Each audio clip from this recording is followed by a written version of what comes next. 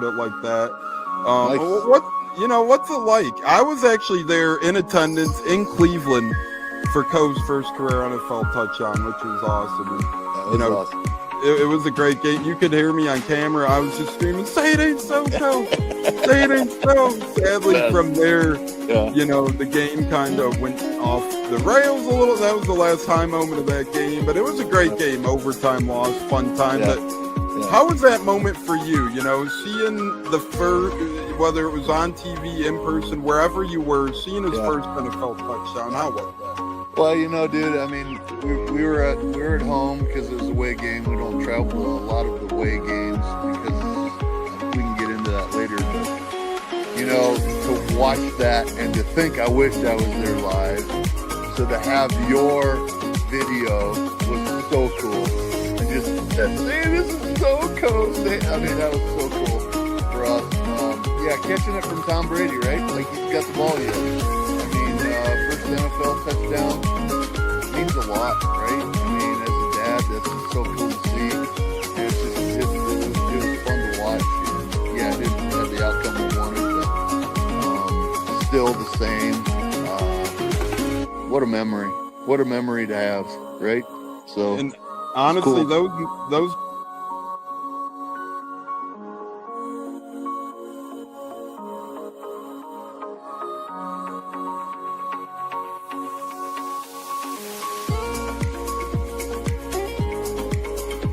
one of the best guests ever, the Buccateers in the house.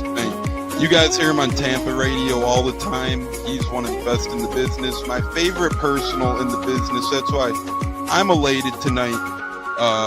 Growing up in the Chicago area, you're used to sports radio. That's what gets me through the day. So this man does help get me through the day, I will say, with the Pat and Aaron show at work. Nothing like it. So it's incredible. It looks like we got Stunna bumbling in. I'm Tampa Tones. We are joined by lead goon tonight, host of the Pat and Aaron show of WDAE, Pat Donovan.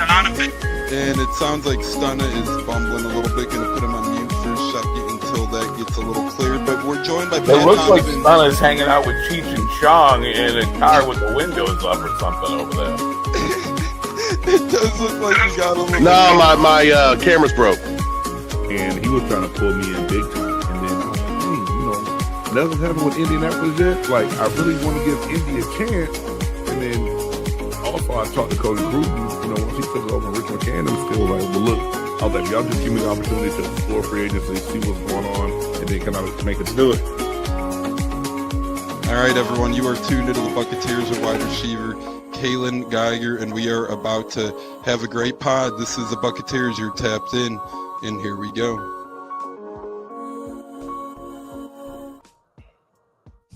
Welcome back. Welcome in. If it's your first time, 80th time, whatever the hell time it is for you, welcome into the Buccateers. Crosstalk today with a couple of great gentlemen, a couple of great friends of the shows and friends of mine as well. So very excited to talk with them on this very important game day eve here for the Tampa Bay Buccaneers, as they are in the heart of the toughest part of their schedule currently. So 3 really tough games, and it's really going to be battle testing this Buccaneers team. Tampa Tones alongside the great Michael Pless of Real Bucs Talk. Great to have you back, brother. Long time no talk. Hope all is well, my friend.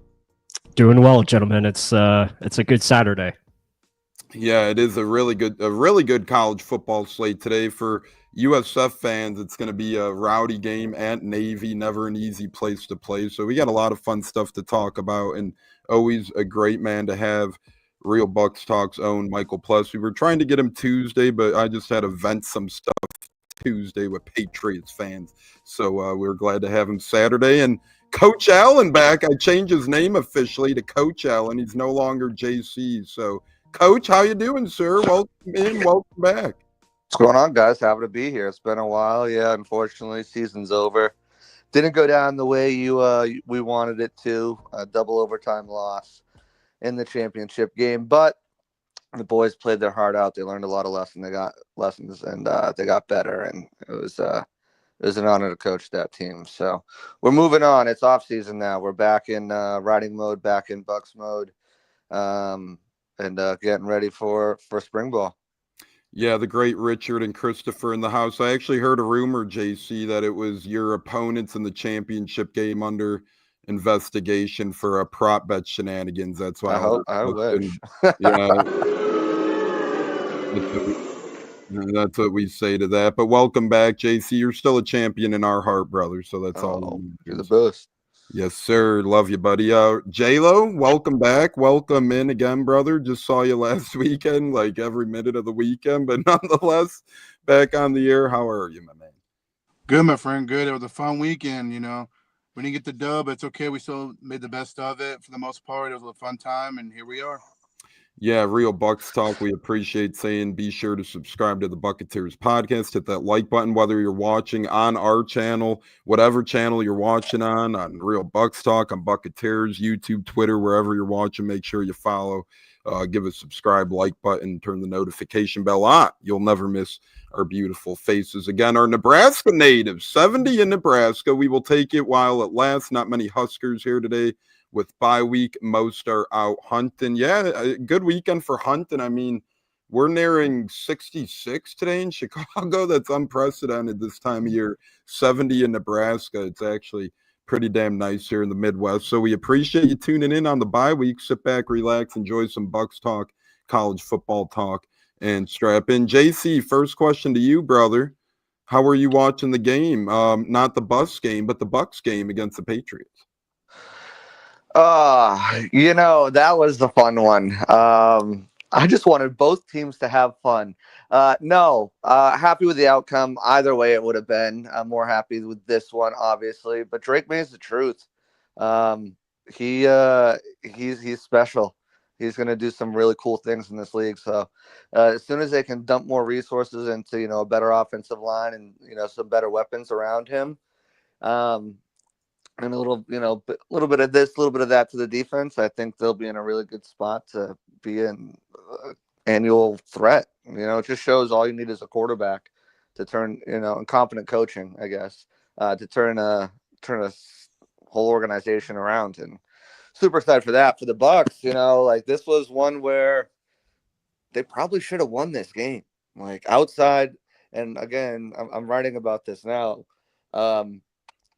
Those 4 explosive plays, 5 if you count Demario Douglas's 26-yarder, that set them up too. Like those 3 for touchdowns, like that's the difference in this game. It's a huge difference. And the Bucs have let up a few explosive plays. The big ones, obviously, Jahmyr Gibbs and Bijan Robinson in week 1, but it's not something that they've typically done repetitively in a game. That's rare. If they allow an explosive play, they kind of get things. This is a bend but don't break offense. Defense. Keep everything in front of you. No big plays is the number one rule in this defense. And they did it 4 times last week. It's an uncharacteristic flaw in last week's performance, and I don't think they carry it forward. So there's a lot to like from that performance. The offense needs to get it figured out. I don't know what they're going to do with Bredesen out. That's Gedeke and Worst have to take care of Bosa and Russo this week if they're going to have any chance. And Graham's got to play much better than he has all season. But he played good last week. What? I said Graham Barton played good last week. He did play good. He had a tough assignment with Tonga and then with Williams and Barmore crashing on him too. And I feel like he did have a lot on his plate too, as he had to start the season at left tackle, kind of, get thrown in the fire there a little bit. Not giving him excuses, but he did come out of the gates a little bit slow at center. But for a young guy, boy, that has to be tough, right? Here you are getting reps all rookie year at center, then your best player gets hurt on the team, Tristan Wirfs, and you're not only trying to fill in at left tackle, but fill in for the best players. So let's see if Graham could continue off that momentum. I liked what I saw last week as Barb Rubright tuning in on Facebook. Next question here for Real Bucs Talk. How should KB feel on the game? Pessimistic, but for real, Plus, how should Bucs fans be feeling on this one? As Olivia's joining us and KB's commenting on the Bills interior D-line. Thanks for joining us, Olivia. We love our lady listeners. But Plus, how do you think people should be feeling about this game? Optimistic or pessimistic? Yeah, I'll just echo what JC was talking about last week. I mean, it was definitely a game the Bucs should have won. And it was funny because in Twitter I was telling people that Baker Mayfield has to play better, and apparently you can't do that Huh. among social media. But yeah, defensively you just can't allow 4 plays of 50 yards or more, and 3 of them for touchdowns. And that was really the difference in the game, because if you don't allow those plays, you feel good. The Bucs probably could have won like, maybe 19 to 16 or something along those lines. But offensively, they have to be a lot better. You can't go 3 and out as much as they have. And for tomorrow, I think the game plan is simple. You run the football, you pound the rock, you do play action, kind of simplify things on offense, Attack and the linebackers. yeah, attack the linebackers, which we should have done last week. That was a glaring matchup. K-Dot should have had at least 15 catches in that game, but we just didn't go to it enough. Where's Devin Culp? Yeah, I mean, he's not a mismatch on one of these linebackers out here? Where is all the other tight ends? Like, they don't get any targets. Payne Durham had one, probably should have caught it, but yeah, I mean, it's I don't know if that's Grizz, or if that's Baker, because like my whole thing was, you want to beat the Patriots last week, you beat them at their game. You just take what they give you, and they're going to give you the underneath. They're going to give you the tight ends over the middle on that linebacker play. Like, they're going to give that to you, Yeah. And Baker just wants to push the ball, it feels like. Plus, real quick, when you guys get a minute, keep your convo going, but answer our guy Richard as well, the Bucs explosives. I'll tell you what, Bucky and Godwin, Evans, those guys being out and the O-line being banged up have a lot to do with the lack of explosives. Yeah, I would just say, the explosives, I mean, Bucky is the explosive in himself. Mike Evans draws so much attention. I think that's a big thing. Like, it opens up a mecca to go downfield, Tez Johnson, etc.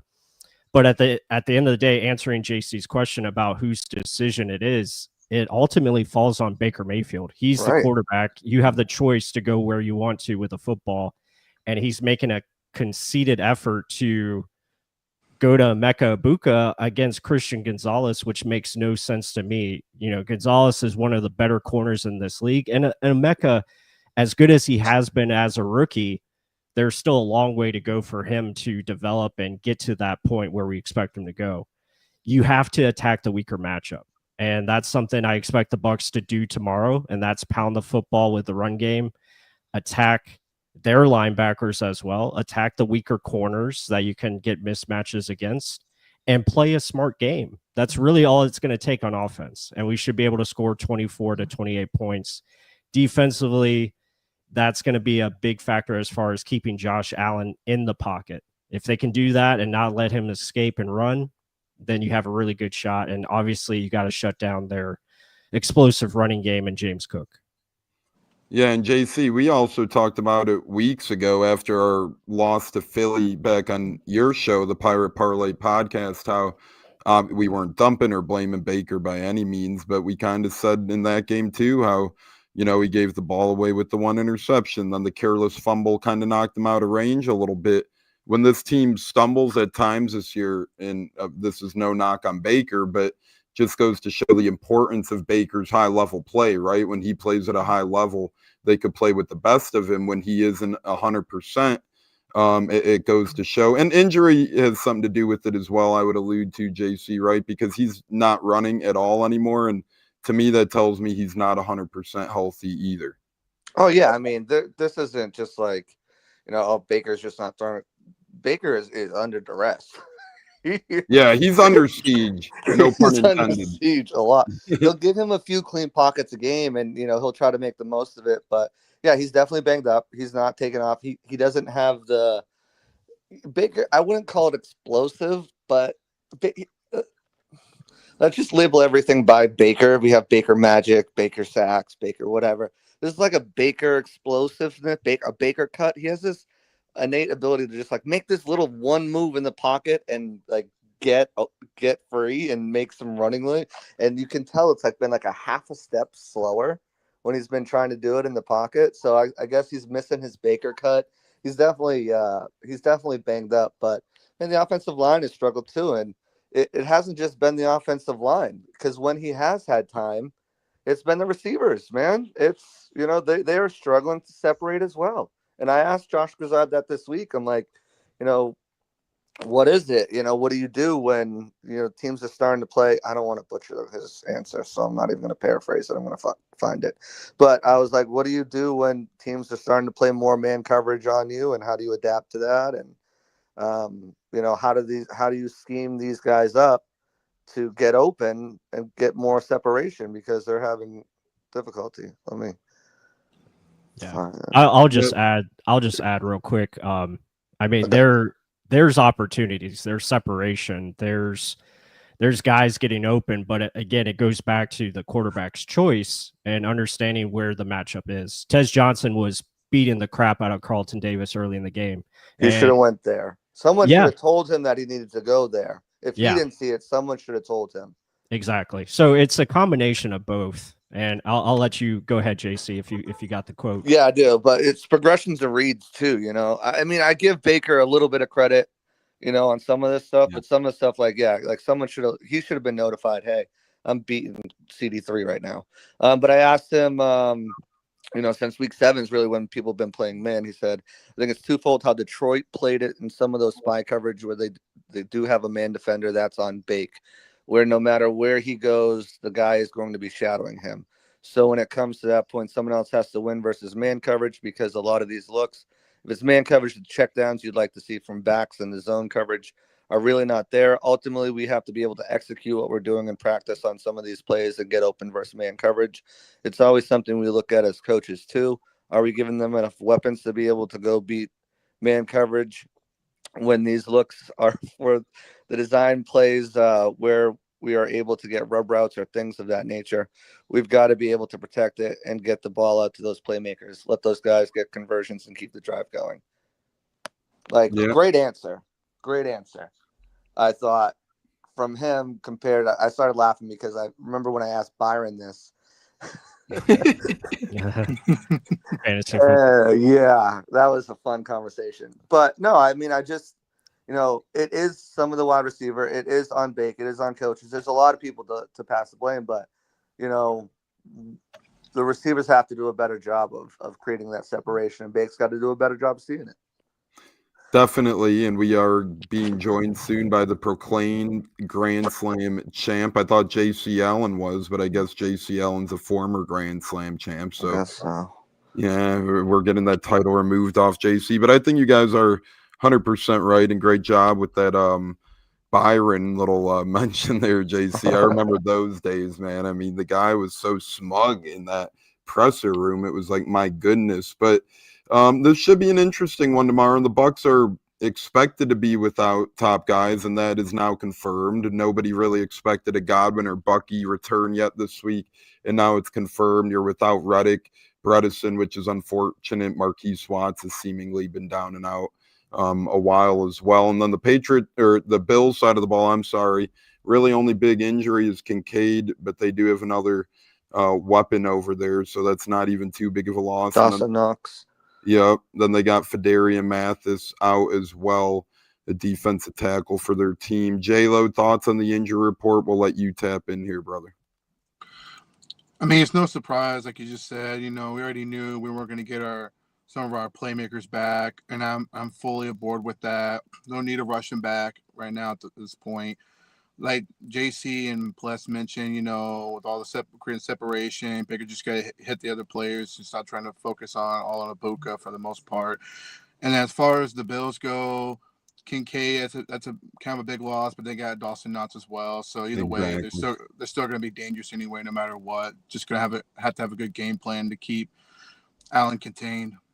And then we do have Mrs. Cornhusker from Nebraska texting into the program as well. Hello, young gentlemen, hunkering down this AM to listen to the show. Good stuff. We appreciate you, Mrs. Cornhusker. Much so appreciated. JC, I'll let you handle the Bills side of the ball. Plus could handle the Bucs, but thoughts on the Bills short injury report? Obviously, they're pretty healthy coming into this one. Yeah, I think Kincaid's a huge loss for them, though. Him and Allen have developed quite the rapport They are not flush with, I would say, known talented playmakers at the position.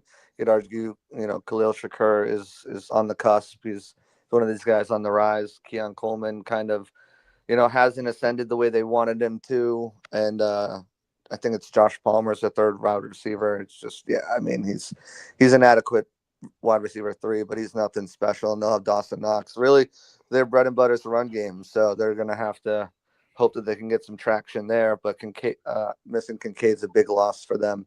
As far as the defensive side, Mathis, they are terrible run defense. They're down Ed Oliver. Mathis is a body. He hasn't been exceptional, but he's certainly someone they're going to miss, having this week when they're so down on defensive tackles as it is. And also they just lost Landon Jackson as well, one of their defensive ends. So another player lost to injury. They've been torn up on that defensive side of the ball, especially on the line. Landon Jackson was a kid I really liked coming out this year as well. I thought, he was going to provide some good spark as a rookie for that Buffalo Bills defense. So that was a big loss. And then Ed Oliver, big body, always harm when you lose. Off-ball defensive tackle. Yeah, always a harm when you lose that. Plus, Bucs side of the ball, obviously a little more extensive. When do you hope to see Reddick or Bredesen back at this point? And also, Cleve and me, I don't know if you dove into the Buffalo-Miami game plus, but he said, was it more Miami beating Buffalo or was it more Buffalo beating themselves? I mean, when you have a running game that gets nearly 200 yards in A-Chain, like that's going to take over most games. And then you factor in the turnovers as well from Buffalo's side. So it's a little bit of both. Just well executed game plan by Miami. Don't have to throw a lot of passes and pound the rock. And that's what the Bucs should do with Baker Mayfield tomorrow. And as far as the injury report, we don't have to worry about inactives. They're already set. So no mystery there at 11:30. I will add that with Buffalo, the injury to watch out for is Teron Johnson. He's their nickel corner. He's questionable. He was limited on Friday. So if he's out, that's another area to attack, especially with Tez Johnson and K-Dot and guys underneath. Like that's where you have to go with the football and continue to utilize the run game, play action off of that. Be smart. Should see a lot of Sean Tucker, as you see there in the comments. Like Sean Tucker definitely should get a lot of carries. He led the team last week and got over 50 rushing yards. Need to bump up that rushing attempts up to like 30, 35 tomorrow. Like that needs to be the main focal point every week, because the less Baker throws, the more chance we have to win. And I know that you don't want to say that, but with the weapons that we're down, you got to simplify the game plan and make it where you're getting high efficient throws and high efficient completions. And you could tell Vegas is on the same page as us, because Sean Tucker's odds are skyrocketing towards the likes of a Rachaad White, for example. Sean Tucker's never been higher than like a plus 330 to score an anytime touchdown. He's all the way up to plus 175, right behind Sean Tucker or Rachaad White at plus 140. So even the odds makers think it's going to be a ground and pound type game tomorrow. My dumb ass, I drop him in fantasy because that's why my team is bad. So yeah, just continue on. Hey, it's tough out there. Richard says homecoming for Sean Tucker as he went to Syracuse. Good call. Hopefully he could be our style, but that's a aggravating thing with fantasy, right? Right when you think someone's down and out, injury or bad play happens, and boom, Madden says next thing you know, somebody's right up there. And we're going to try and win money, as our guy Jimmy Collette is saying. Good morning, fellas. Good morning to you, Jimmy. It's time for our Bucs Bets, fellas, where we kind of look into the Bucs lines and see what we're liking here on game day. Try and win our guy Jimmy Collette some money here. This is a parlay king, so what a better time to go over this than with our guy Jimmy here. J-Lo, we'll start with you. It's kind of astonishing to me. The Bucs money line is plus 210. If you bet $10 on it, you win 21, and they're only plus 5.5 points. Would you rather go with the money line straight up, 10 to win 21, or are you going with the Bucs at plus 5.5? I'm gonna go with the money line. Uh-oh, Joey's already getting called out by Jimmy Coletta. Where's the Joey? We're going to have fireworks here briefly. The Grand Slam champ. And, on Military Week, we do appreciate your service, Jimmy Coletta. You served for our country, so thank you very much. As we had Veterans Day this week, we appreciate a veteran and our guy, Jimmy Coletta. But JC Allen, touchdown scoring odds, there's 3 big wigs for this Buccaneers team. Would you put $10 on Rachaad White to win you 14, 10 on Sean Tucker to win you 1750, or 10 on Emeka Igbigbu to win 1550? I'm with you. Let's go on the Sean Tucker train. A little bit better payout too. Let's go big. We'll go home. 10 for 17. Yeah, and Richard's saying a lot of wind tomorrow. Buck's going to be the Buccaneers. Hopefully not yakking in the bathroom, but the yak on the field. That would be the way to do it. Plus, for the medium touchdown odds, are you going with Cade Otton? 10 would win you 24. Tez Johnson, 10 would win you 24.50. That's pretty much it for the medium guy odds right there. Give me Tez Johnson just because he's been on a heater with the touchdowns. Yeah, those Cheetos, hot dogs, and donuts seem to be doing him well at halftime. If you guys watch that with Casey Phillips this week, she does a hell of a job with the player interviews.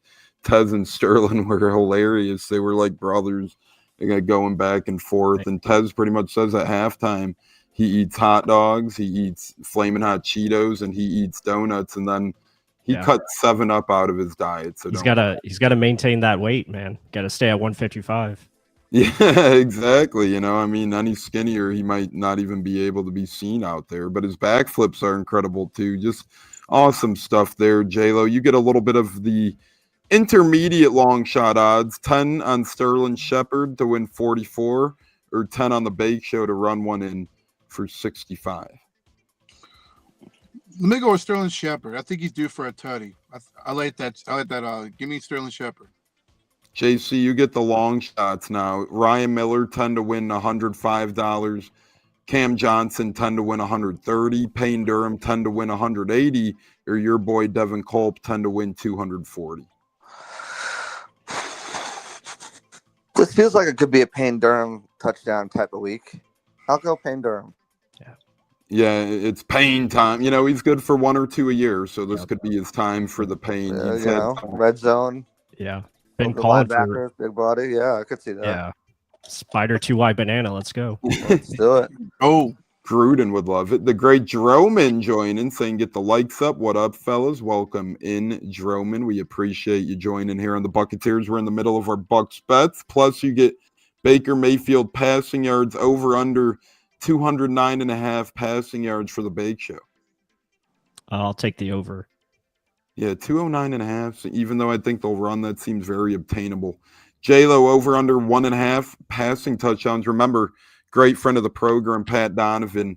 Great hanging out with him last weekend. But he said, always take the over if it's at 1.5. But are you still doing it here? 10 would win you $14 if Baker's able to throw 2 touchdowns or more. I'll go with the over.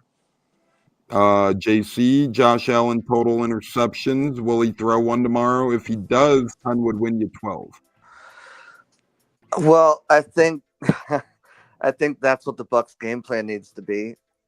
I think it sounds insane, but you need to make Josh Allen beat you with his arm. I think shutting down that rushing attack and shutting his legs down, containing him, and making him have to beat you in the pocket, hopefully under pressure, is what you want to happen tomorrow.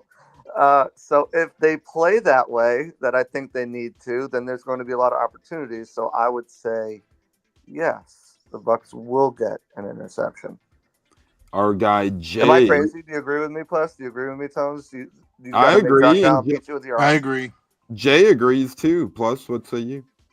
No, I agree. I think that's the obvious game plan tomorrow. You gotta shut down the run, and you're gonna have to get turnovers in some way to kind of flip this game, especially to help out your struggling offense right now. The MVP has to beat you with his arm. That's it's a weak spot. It's a weak spot right now. The receivers don't challenge you down. they don't challenge downfield. You got to condense everything and keep things in front and really attack downhill. That's going to be the game plan. It's just crazy. Plus, you get over under 31.5 passing attempts for Baker Mayfield. Hopefully the under. So I'll go with under. I like it. I like it a lot, as Dumb and Dumber would say. J-Lo, I like a lot. Emeka Egbuka, 59.5 over under receiving yards for Gronk's favorite Emeka Egbuka. I'll take the over since he's been the favorite target and he's been going off. So I go over on that one. JC K. Dotton over under 39.5 receiving yards for the big man. Should be over. It should be over. I think it will be over. I hope it will be over. Plus, Tasmania Johnson has 31.5 yard mark on over under. Yeah, that's another one that needs to be over. Oh, wow. Jimmy Coletta really calling out Joe right now. Holy crap, man. Singing Seth the Flow's theme song over here. Wow. Richard saying over for Egbuka. Our guy John saying Devin Colt needs more snaps. J-Lo, Rashad White over under 15.5 receiving yards. Tough one. Yeah. I'm gonna say over. I think Baker will finally realize he's open the flat, and I think he'll get a couple receiving yards. That's all it takes. Yeah, I love it. I love it. Been wide open. All it takes Wide is open. all it takes is one catch, right? And I really thought he had a chance, from my vantage point, at busting that miraculous fourth down behind the head, but the defenders swore. Should have had a 50-yard touchdown earlier, but it is what it is. Sterling Shepard had to mess that one up. Yeah, that man. I mean, geez, what can you do? A lot of mistakes last week. Let's hope they get fixed come 1:00 Eastern tomorrow. With Ian Eagle and JJ Watt on the call, JCL and Rashad White 45.5 over under rushing yards for Rashad. 45.5. Mm-hmm. I'll go under on that. Yeah. Plus, you get Tucker 40.5. Yeah, I go over. I think Tucker's going to have to be the feature back. You got to use Rashad in the passing game and just keep mixing in that way. But yeah, Tucker should get over. J-Lo, you get the Bake Show at 12.5. After watching last game, I'm going to say under. I just don't see him scrambling. He's not 100%. Now, it's interesting. Vegas lists both of them in the run yard game, but in the rushing attempts by the player, they only list Rashad White and not Sean Tucker. So interesting there. JC, Rashad White over under 12.5 carries. Under. There we go. There we go. And we're on to the special teams unit, defense after. Plus, are you thinking McLaughlin is over under 1.5 field goals made tomorrow's big leg chase? I'll go over with 2 field goals. There we go. I love it. And J-Lo over under of the longest field goal in the game by either team, 50.5 yards, Matt Prater, Chase McLaughlin. I'll go over. If they don't play Tucker in this game, they may as well trade him. Well, the trade deadline is over. He's a restricted free agent. And I don't even think they'll tender him, because if they had as undrafted free agent, it'd be like $2 million or something like that. But I think Rashad kind of goes back into that third down role. Where he'll take a majority of the third down passing work. He'll take on the pass protection work. And you'll see Tucker as more of the, first down, second down kind of back. 2 questions left. J-Lo, defensive battle. Out of these odds, who would you bet on to get an interception? Don't make a scene, $10 to win $75. Antoine Winfield Jr., $10 to win $95. Or Pitbull Parrish, $10 to win $105. I'm going to say Parrish. I think Parrish is due for an interception. I think he's going to close in and sneak an interception off Allen. That would be one sneaky person I'll put out there for sure. And that payday would be nice too, right? I mean, hell yeah. I don't like Dean at all. People aren't throwing to him anymore. I know, right? He gets another one. Well, they're trying not to make a scene, Hey. Yeah, we'll. There we go. At least somebody laughed. Plus, Over under 20.5 Bucs total points. Do they get to 21? Yeah, it's got to be over. I say 28 tomorrow. Yeah, The I think Bucs are going to throw 28. Yeah, I think they bounce back. Again, it's just about simplifying. Teams on a mission. They got to figure it out tomorrow. Yeah, I think so. And we are live here on the Buccateers. We got triple digits in the house watching live. We're multi-streaming on Real Bucs Talk, Buccateers. It's awesome. We're with JC, Michael Pless of Real Bucs Talk, JC Allen of like a million things these days. So we'll just go ahead and say Bucs Game Day SI. We'll get his plug later for his announcement as well. And then joined now by Cleveland Mio Joey Nips with his Notre Dame shirt on. Joey, big game for your Irish today. Welcome in. How you doing? Doing good. Besides that Jimmy guy, it's kind of like when you're favored by 28 in a football game and you throw him a bone for the backdoor cover. I won't make fun of him too much, but he has not much going for him, Mr. Jimmy. So God bless you for at least serving our country. But Notre Dame, big game today. Indianapolis Colts on a bye week at 8-2 with the MVP of the National Football League. Not even close in my eyes, except for Matthew Stafford. And then Notre Dame favored big today. I can't wait to watch that game. It's must win if they want to make the playoffs. If they lose, their playoff chances are dead in the ground. So big game today, game days there, and I'm ready to talk ball with y'all. Allen is the best QB who ever played in September and really good in October. We are halfway through November. He might throw 2 picks and fumble and miss a wide open guy on a game winner. Wow, some harsh criticism there from Mark, but that could be true. You never know. You never know. But also he still is a threat. So we will see. Wow, we got another hater of the Colts. Danny Dimes made like Danny Pennies. Plus, what's your thought on Daniel Jones' development this year, kind of as a quarterback here, making a way for Indianapolis?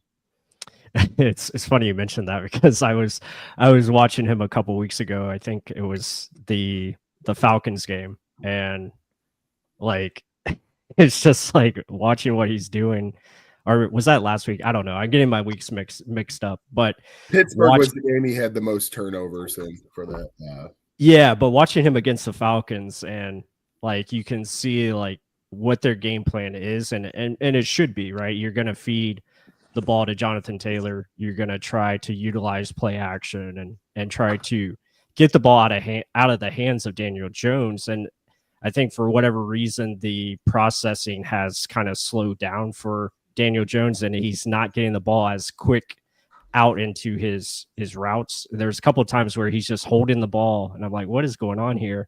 But I think that's also credit to defensively. Teams are making adjustments against him, and they understand this is how they can, force him into some bad decisions and bad turnovers. And we've seen that over the last couple of weeks. But at the same time, they keep finding ways to win games. And you got to give it credit to their coaching staff and kind of overwork. Like, I'm trying to put this in the right way, but like overshadowing Daniel Jones as a quarterback, but leveling him up with what their game plan is and making it easier for him. Yeah, that's and Andrew's one of those guys in 5th grade. He was the big man on campus making jokes at everybody, and now he's handing out pamphlets at Dollar Tree. So that's about where Andrew stands now. Hey, but yeah, plus I'm kind of in the same thought, and I think this bye week comes at a really good time for the Colts too. A, you get a nice win. B, you kind of got to, readjust a little bit. That's the game of sports, right? You adjustments all throughout the year. And haven't they had correct me if I'm wrong, Joey, but haven't they had like multiple international games or no? This, the Colts have had 2 in 3 years, but this year, it's just the one, right? Yeah, just the one. Okay. It was our home game, and I agree with you. Danny Dimes, look at it. With him and Steichen, our match made in heaven. Obviously, Dable just fired in New York. It's worked. But to Tones' point, the bye week's coming at a perfect time because guess what? We're getting healthier. And after the bye week, we go to Kansas City, where if Kansas City loses to Denver and then the Colts beat Kansas City. They Oh would be my under God! 500. All this for an AFC Championship loss to the Patriots. We know how this story plays out. Oh yeah, I Oh forgot. wow. Hey, you barely Shots got fired. you barely got past Justin Fields on Thursday night. Let's go. Oh, Yeah, Thursday night games, they're always a little ugly, rough, tough, slimy. It's like the past couple weeks we've had the Broncos limp past Pete Carroll. Yeah, and they the played Raiders. against the Bucs and then went to go play against the Jets. And Thursday night game, you hit the nail on the head, Tones. Like, Yeah, well, there you go, JC. I guess I got your back there, brother. But we are here on the Buccateers. We're looking like the Brady Bunch. I love it. We got Michael Pless, a real Bucks talk, JC Ellen, and the millions and millions and millions following him behind Coach Allen in the house. Joey Nips, J-Lo, as we're going into our players to look out for on each side of the ball and our score predictions. We have Pepin Steppen saying 17-16 Bucks. Plus, do you have a score prediction, and who's your Bill and Buck to watch out for? Yeah, I have the Bucks 28-20. I think the Buccaneer to watch out for is Sean Tucker. I think he's got to be the focal point. And then on the Bills side, it's James Cook. Like, you got to find a way to shut him down. Like, that will be the game plan, I think, for both sides, because the weather's not going to be great. It's going to be in the low 40s, probably feeling like 25 because of the wind. That's also another factor. I was kind of thinking about it when we were talking like field goal bets. I was like, I don't know. We might be going for, fourth down situations more in this game because of the wind and the potential, misses with kicks. So that's something to look out for. But I think the Bucs find a way to bounce back offensively and get back to the winning ways before they face the Rams on Sunday night. Yeah, I love it, and I think it will be a ground-centric game. Tucker and Cook definitely. Cook has looked really good, and remember, Buffalo was kind of toying with him this offseason too, with the money. So good job to him for looking good. We will be live here, by the way, Monday with Buffalo Brad, former college football player, lifelong Bills fan. Will be joining the show to recap the game on Monday here about 6 p.m. Eastern. So just a little bit of a news flash there. J-Lo, score prediction for this game and player to look out for the Bucs and Bills, each side of the ball, or not each side of the ball, but each side of the sideline. I definitely think it might be a little bit low scoring. I like Bucs 20, Bills 14. I feel that on the Bills side of the ball, look out for Dawson Knox. I think he's a player to really keep a close eye on, even though Don Kincaid is out. But Knox you can't take for granted because Voss has been up and down when it comes to coverage for the most part. On the Bucs side of the ball, I will say keep an eye on Cade Otton, our other tight end. I think he's a weapon to go out to the linebackers like we talked about earlier in the show. So that would be my prediction right there. Yeah, B-Shuck with the super chat. We appreciate it. Let's give him a round of applause as always. Thank you to our guy B-Shuck. And he's saying good guests. He said it should be plural, so we'll give him the benefit of the doubt. It's early here. We're getting moving here on a college football game day. But our guy joining us here as we're making our Bucs predictions. J-Lo, 20-14, plus 28-20. Pepin Steppen, 17-16. Joey, where are you going? Bucs, Bills. Bucs are getting 5.5 points. 1 o'clock Eastern tomorrow on the road in Buffalo. Iron Eagle, JJ Watt, CBS team on the call. Yeah, after being at the Bucs game last week, obviously the glaring issue that stood out to me was the 4 or 5 big plays that they were able to convert downfield. First and second down, the Bucs seemed to do pretty good on, and then it usually would collapse on third down. So I'm looking at the defensive unit, Todd Bowles, to the Levante David, and having that defense ready to go. Buffalo doesn't have amazing weapons. Of course, they have Josh Allen and James Cook, but I'm talking from receiver tight end standpoint. You can't let up those leaky plays that let up 30 to 40 yards, especially on the road where Buffalo, the weather looks okay, so that won't play too much of a factor. But Buffalo's going to be ready. That Miami loss will wake them up. Last time they were at home, they beat Kansas City. So I think the defense as a whole will be the Buccaneers, who I'll be watching out for. And then on the Bills side of things, let's get a turnover or two out of Josh Allen, get that fumble, make him pump fake one more time, and get a couple of possessions on their side of the field without having to do too much work. So I'll say Bucs 24, Buffalo 23, And it's one on the leg of Chase McGoffin as time expires. Yes, Marv Albert voice, Chase McLaughlin, game winning field goal. Richard, Bucks 23, Bills 21. I'll give mine quick before we end on our predictions with the great JC Allen. I will say, I don't, like some people predicting 17, 16, 2014. It's nice, but I just don't know how these teams stay that contained at days end. I'll go 27-24 Bucks. I'll go Baker bounces back. When a lot of people start ruffling their feathers with the Bake Show, he gets added a little bit. So give me the Bake Show for the Bucks. And on Buffalo's side, I'll have to go Josh Allen because a lot of people talking about him as well. So I think the quarterbacks are the players of the game. JC, take us home with the predictions for Bucks Bills.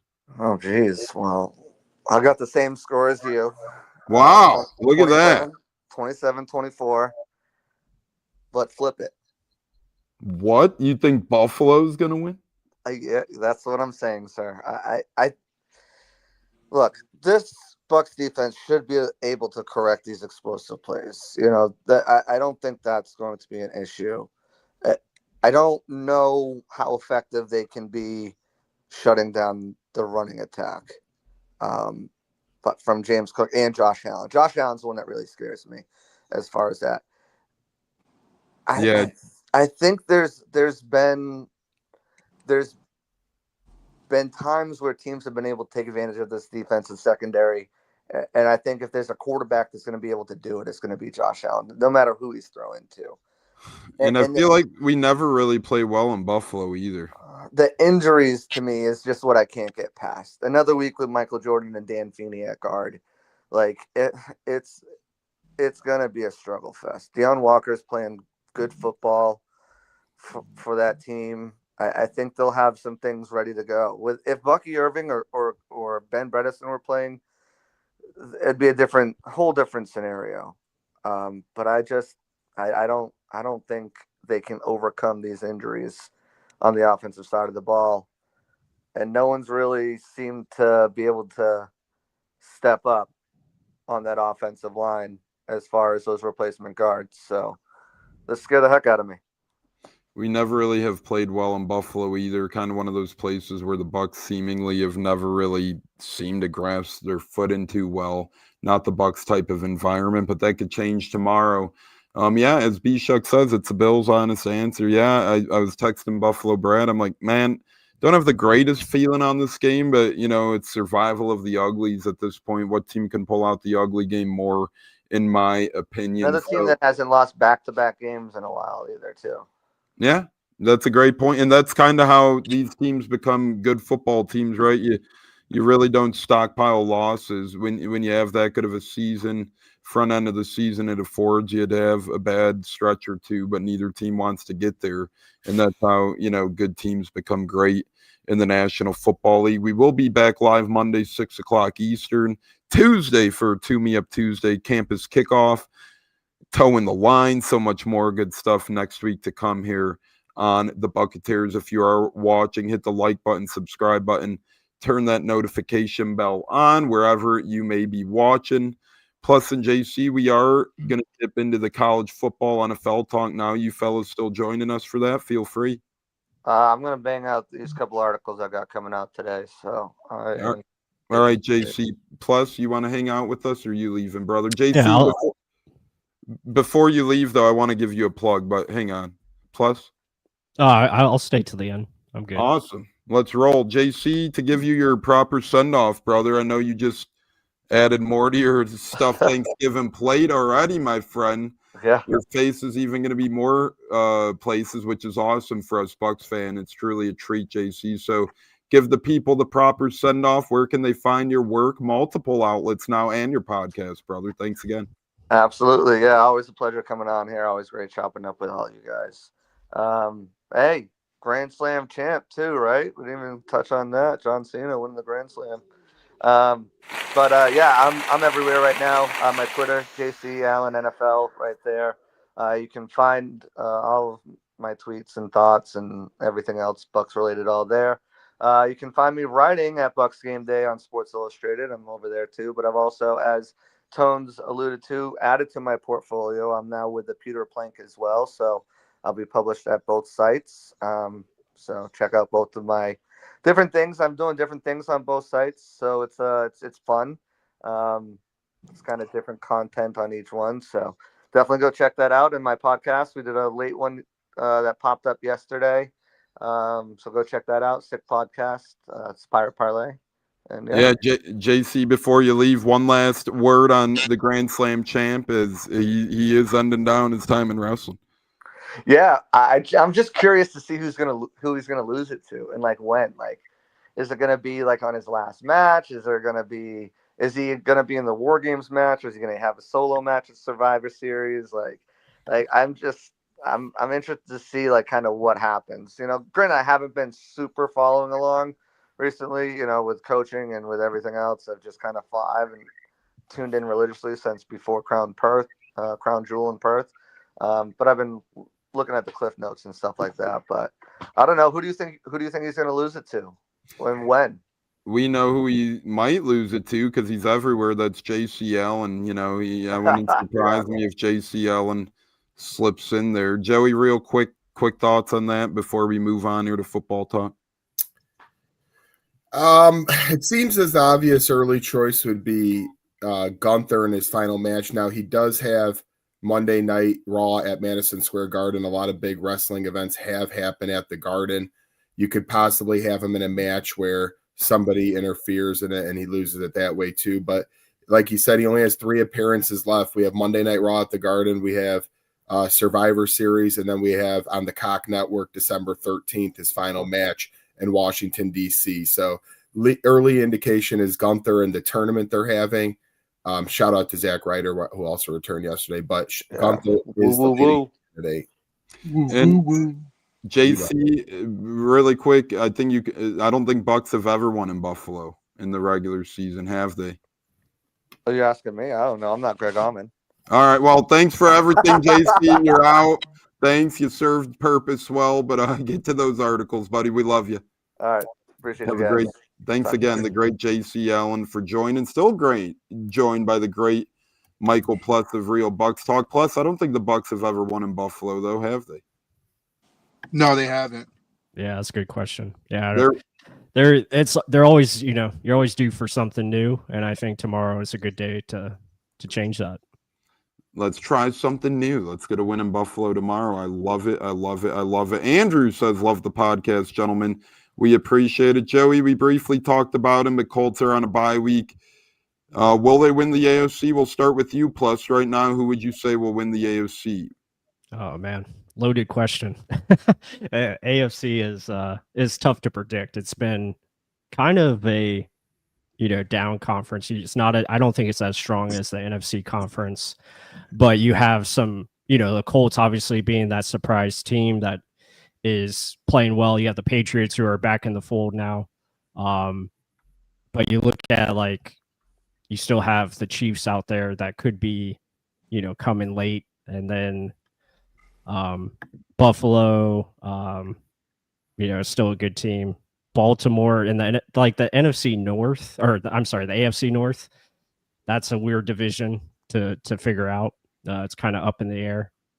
Yeah, so really AFC is wide open. I think anybody could win it. If I had to choose right now, I hate to say it, but I would probably go with the Patriots, just the way they're playing, and the quarterback that they have, who's on a unbelievable heater right now and is playing probably the best quarterback. Like, in that conference, he's playing as far as top level goes.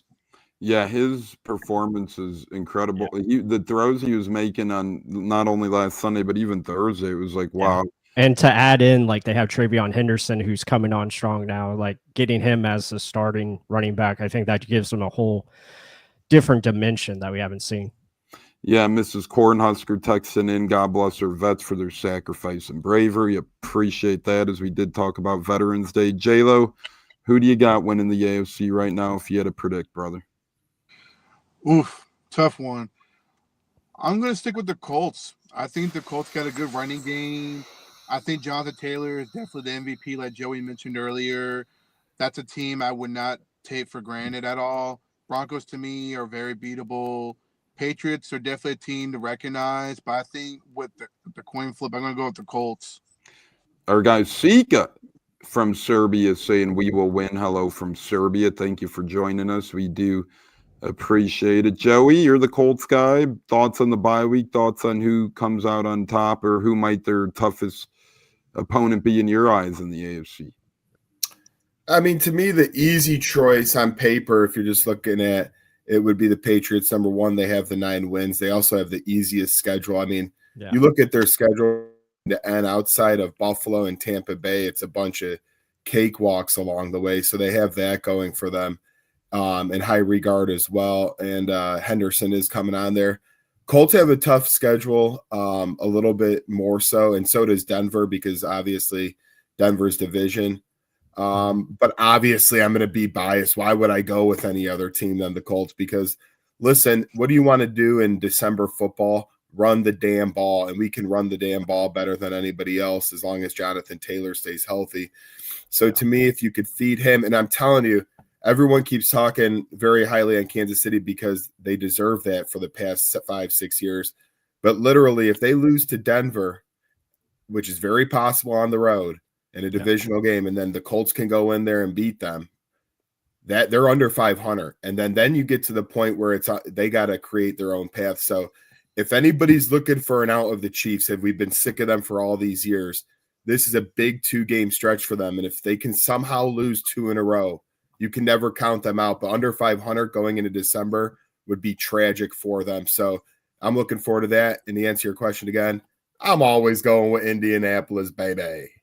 Yeah, I do have the Patriots and Colts both having 2 top-of-the-line wins, right? So both of their schedules have been about even to this point. Patriots have beat the Bucs and the Bills. The Colts have beaten the Chargers and Broncos. So both have 2 tier 1 wins, in my opinion. It really just comes down to which defense you trust more. I think if the Colts get DeForest Buckner back at some point, that'll be a huge help to their defense. And I think that'll make a big improvement for them. And then you really can never rule out Lamar, Mahomes, Josh Allen, right? The AFC is kind of, as Pless said, wide open, which if you're a fan of teams like the Colts and Patriots and Broncos, this is a great year for you because it is wide open. So I would probably lean with the Colts right now. Right behind him, I would go with Ravens, actually, personally. I think the Ravens I would put number 2 behind the Colts, just because when Lamar's played, they've proven they could win football games. Obviously, when he was out, they endured that tough stretch. But I think the Ravens will be the toughest.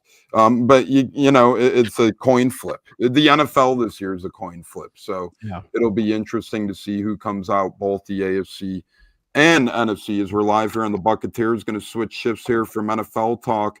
After we have our MVP, I think Taylor should win the MVP. Not who's going to win it, but who do you think should win it real quickly, J-Lo? Jonathan Taylor, hands down. I think he's a very interesting player. He's been going off, and he won a big football game last week for the Colts. Plus, it seems like it's a Stafford, May, Jonathan Taylor convo at this point. Yeah, Matthew Stafford is playing unreal. Yeah, he is. You know, Jonathan Taylor's been outstanding. I think he's basically been the catapult for, you know, that Colts team, you know, them and just the way their defense, and, you know, obviously getting Sauce Gardner, that's going to help. And yeah, I mean, it's tough. Like I would love to see a different position win it, but usually it comes back to quarterback. So it comes down for me like Drake May or Stafford. I would probably lean Stafford, to be honest. I mean, Stafford's just playing outstanding. And I kind of worried about going up against him next week. That's going to be tough. But yeah, I would go with Stafford. And like you said, too, quarterbacks always seemingly get the little favorite edge. Joey, I know where you're going. Give Jonathan Taylor a ringing endorsement on why he deserves it. I mean, yeah, obviously quarterback awards, so they always be the favorite. But if you look at this guy's statistics and who he's being in conversations with, you're talking about Jim Brown, LaDainian Tomlinson, Adrian Peterson. There was a stat the other day I shared with a few chats that total points, the top 15 NFL players, it's 14 kickers and Jonathan Taylor who have the most points. in the NFL, which is very, very hard to do. So, and keep in mind, the Colts try to throw a lot. They try to throw to score and run to win. So there's a lot of games in the first half where Taylor doesn't even get a lot of opportunity or gets muddled, and he still ends up with that big run because our offensive line tires them down, and he creates that big play. You've seen 50-yard run. You've seen a 70-yard, 80-something. I mean, that play against Atlanta, it looked like they were about to call it dead in the middle of the line of scrimmage. He pops out and bounces it. So when you're in that high of a tier, that's why I'm giving Taylor the endorsement. We all know it goes to QBs. Well, let's change that this year. It gets old. I agree.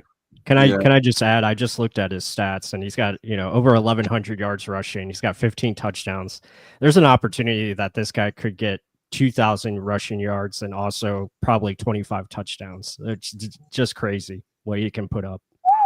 He's putting up crazy numbers, and he's really helping. Meanwhile, averaging 6 yards a carry. That never has happened. You rush it to him twice and he gets a first down. That's pretty easily, right? By 2 yards. So that's pretty insane that it equates to that. So, yeah, I think it's a 3-man race at this point, but the NFL's a week-to-week league. We've seen it change over the hand of the season. Speaking of change, college football talk is here. Change the carousel to college bowls. Yeah, bowls. Speaking of bowls, we're leading it off. Plus South Florida minus 9.5 at Navy, 25th ranked South Florida. Plus, who you got? I'll go with USF, but I think it's going to be a closer game. I expect Navy to cover that point spread.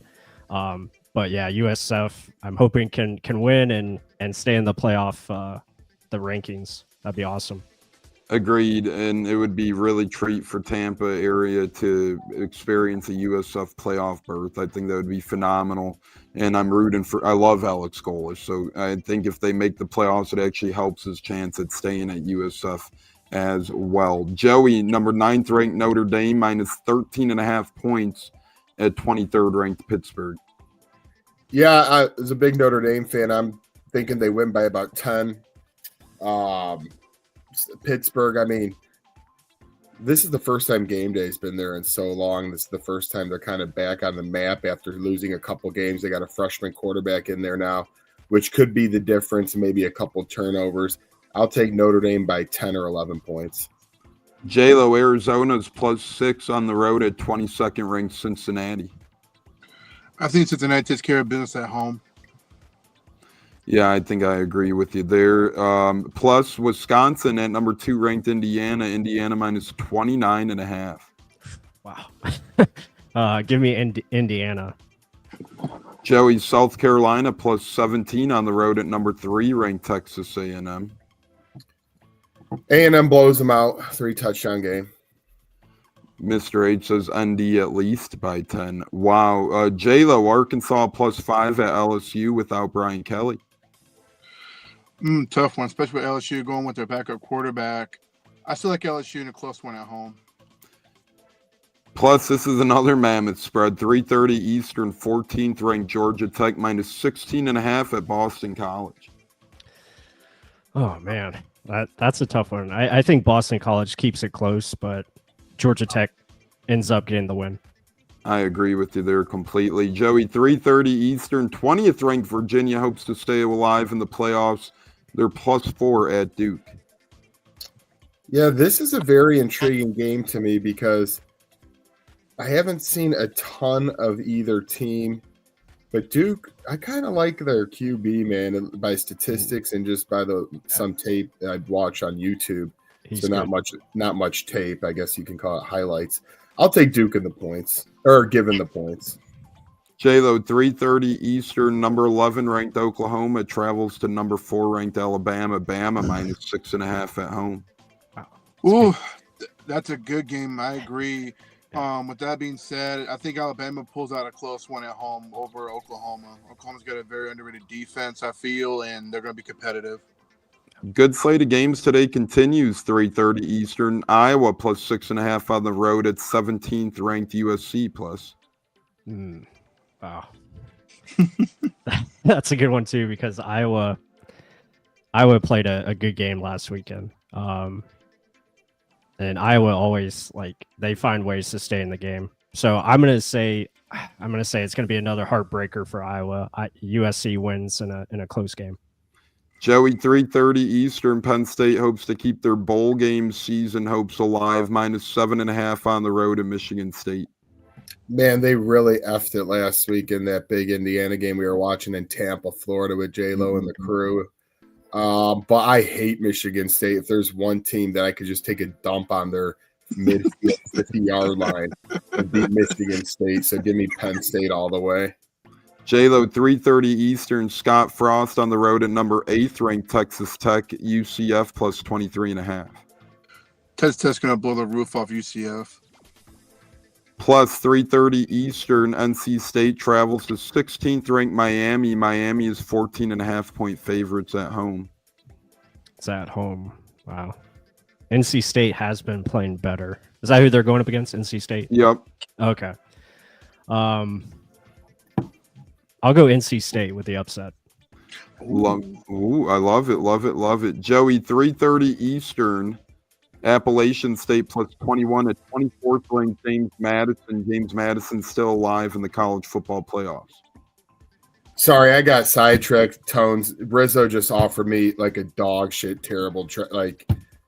He's trying to give me Mariota and take Tyler Warren from me. Boy. It's just what do we do? Can you repeat the game, please? I got Appalachian State +21 at number 24 ranked James Madison, 3:30 Eastern. I feel like Appalachian State after this trade offer, so give me James Madison by 30. Oh boy. J-Lo, New Mexico State +41.5 at 21st ranked Tennessee. That game's 4:15 Eastern. It's going to be a blowout for sure, so I'll go with that. Tennessee. Plus Bill Belichick and Co. +5.5 at Wake Forest, 4:30 Eastern. Give me Wake Forest. Joe, you got Anthony Gator +3 at home, 5 o'clock Eastern against Liberty. Anthony Gator all the way there. J-Lo, 7 o'clock Eastern. 15th ranked Utah travels to Baylor. Utah is -10.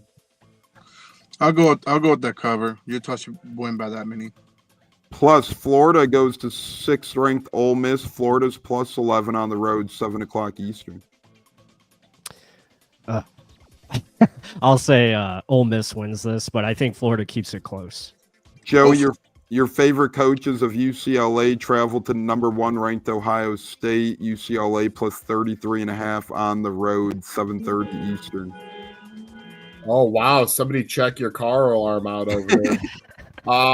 I don't know. I'm trying to comment on this trade because at least you can comment back. I'm going to say worst trade offer of all time. But I also will say Ohio State will win, but by 30, not 33 plus. Love it. J-Lo, 7:30 Eastern. 10th ranked Texas travels to 5th ranked Georgia. Georgia's -4.5. I say Georgia at home, and please ignore the sound. Someone's being an idiot. Plus TCU is +3.5 at 12th ranked BYU. That game's 10:15 tonight. Oh man, I'm gonna go TCU. I think TCU pulls off the upset. I love it since that game's pretty much at midnight and NFL starts bright and early tomorrow in Madrid. We're gonna just keep the train rolling to NFL as seemingly the games do too. Joey, you start us off 9:30 a.m. Eastern in Spain, Madrid. The Commanders travel to Miami. Remember, NFL we do without the spread for Red Eyes Pick'em. Yeah, I have a feeling. I feel like Miami, even though they were pretty much a joke earlier in the year, they do still have the talent. And without Daniels playing, I think that's a big factor. And in Madrid, I feel like Miami offense might be able to take care of this. So give me the Dolphins. It could be an ugly game or whatever, but they're kind of on a little heater right now. And I don't know. Yeah. J-Lo, Panthers, Falcons, 1 o'clock Eastern tomorrow. I say Falcons take this one at home over the Panthers. Plus Packers on the road in New York, 1 o'clock Eastern with famous Jameis. I'm sorry, say that again. Packers at famous Jameis in Hamilton tomorrow, 1 o'clock Eastern. Jameis will provide highlights, but I think the Packers win this game. Hamilton highlights. Joey, you get the Bears traveling to Minnesota 1 o'clock Eastern tomorrow. That's a fun one. The best city in the world. No, sorry, Dave. He cracked me up this week. As always. Bears have been on a heater. Actually, have won, I think, like 5 out of 7 or 6 out of 7. That's why Minnesota at home will take this game by 3 to 6 points. Jimmy P's going to be crying about that. Bengals at Steelers, J-Lo, 1 o'clock Eastern tomorrow.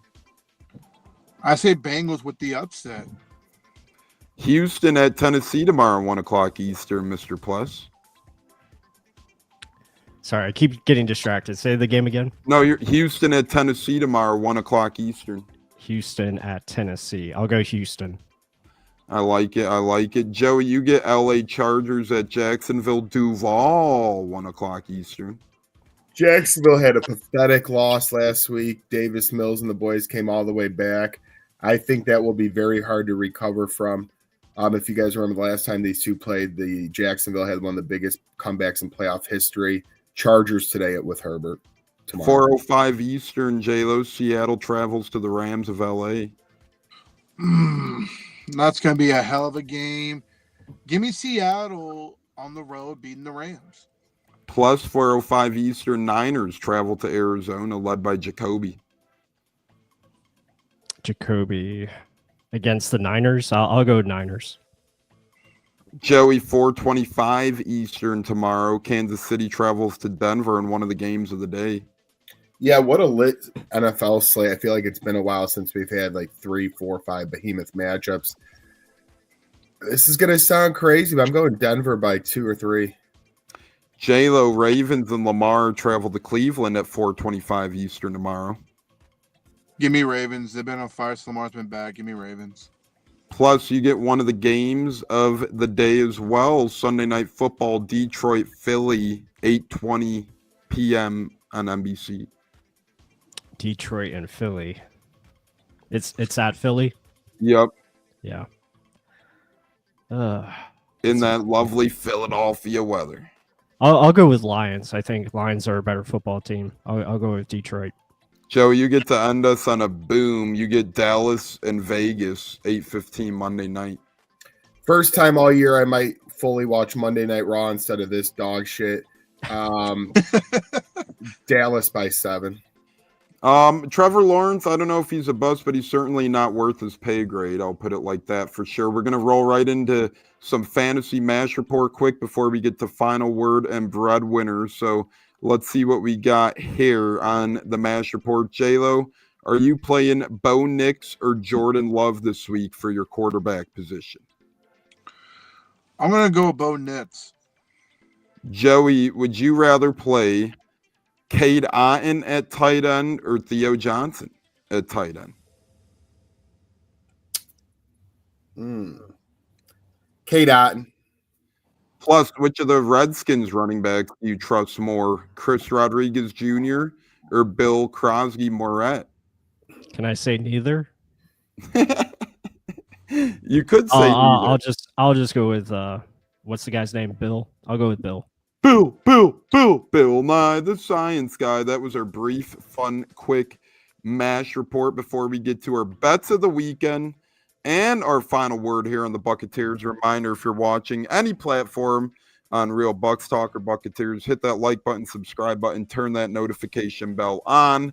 Breadwinners and final word time is kickoff is here. J-Lo, bet of the weekend and final word for the program, brother.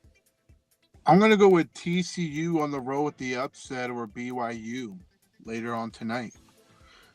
And my final word is it's going to be a fun game tomorrow. Plus, thank you for coming on. Always fun chopping up with you, gaining knowledge. Shout out to JC Allen coming on earlier. Lots of great games on today for college football-wise. I'll be watching my wonderful Gators, see what they do, see if they compete. Hopefully they give it a competitive game, not just lay on their ass. We'll wait and see what happens there. And go Bucs. Plus, if you have a bet of the weekend, feel free. J-Lo at TCU. Yep, J-Lo at TCU plus 3.5 at BYU. Plus, if you have a bet of the weekend, feel free to share it. If not, brother, give us your final words and thoughts for Bucs ball tomorrow, my friend. Always a pleasure. And what's up with Real Bucs Talk? No, I appreciate it, guys. Yeah, I mean, if I I don't really have a bet. I guess I would go. We talked about this earlier, but I'll go Sean Tucker. Bet on him having the over rushing yards. I think that's a good choice there. Yeah, and as far as the game tomorrow, should be a fun one. Hopefully, Buccaneers can play smart football. I think it starts with Baker Mayfield. That's why I was getting distracted. I'm getting a bunch of replies here by a certain person that thinks Baker can do no wrong, and it's always the receivers, the O-line, or the coaching's fault, which not always the case. But yeah, I mean, it's going to be a great football weekend, so hopefully you guys all enjoy. And at Real Bucs Talk, don't have much going on. We have trying to pick things up as we get back into things, but we have the Substack, we have film studies on our YouTube channel as well. So be sure to check those out, and definitely looking forward to diving into this matchup once it completes tomorrow.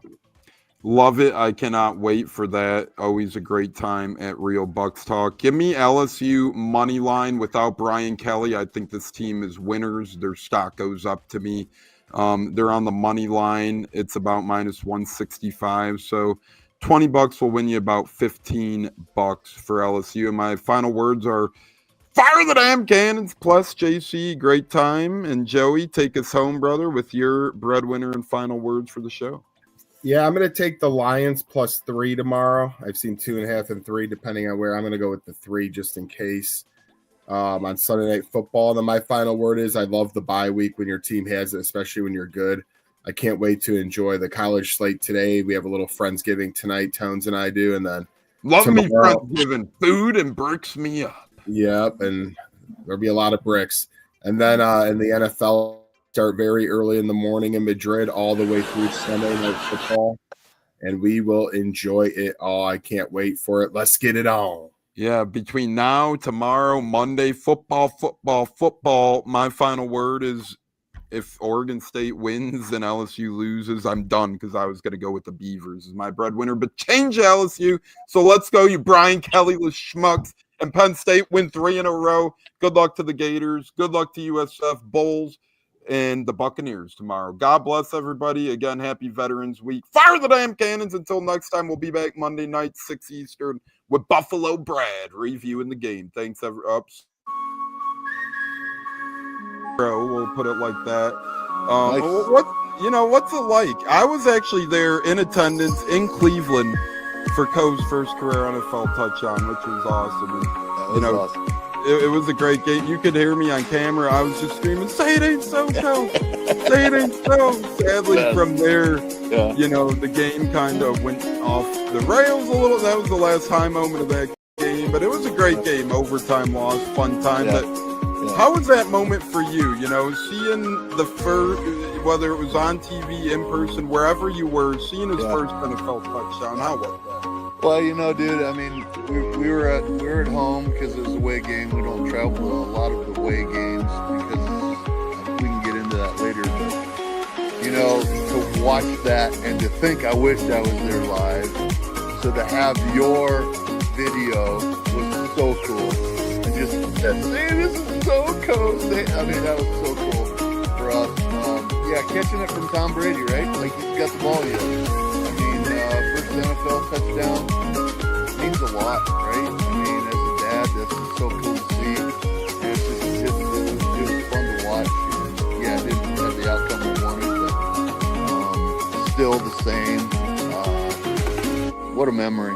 What a memory to have, right? So, and honestly, cool. those.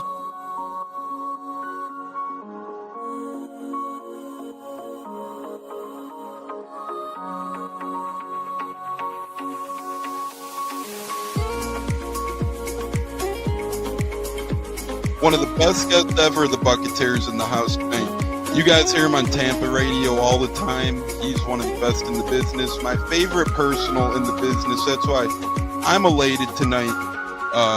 Growing up in the Chicago area, you're used to sports radio. That's what gets me through the day. So this man does help get me through the day, I will say, with the Pat and Aaron show at work. Nothing like it. So it's incredible. It looks like we got Stunna bumbling in. I'm Tampa Tones. We are joined by lead goon tonight, host of the Pat and Aaron show of WDAE. Pat Donovan. And it sounds like Stunna is bumbling a little bit. Going to put him on mute for a second until that gets a little cleared. But we're joined by It Pat looks like Donovan. Stunna's hanging out with Cheech and Chong in a car with the windows up or something over there. It does look like we got a little. No, my camera's broke. And he was trying to pull me in big time. And then I was like, hey, you know, nothing's happened with Indianapolis yet. Like, I really want to give Indy a chance. And then also I talked to Cody Gruden, you know, once he took over Rich McCann, I'm still like, well, look, I was like, y'all just give me the opportunity to explore free agency, see what's going on, and then can I make us do it. All right, everyone, you are tuned into the Buccateers with wide receiver Kalen Geiger, and we are about to have a great pod. This is the Buccateers. You're tapped in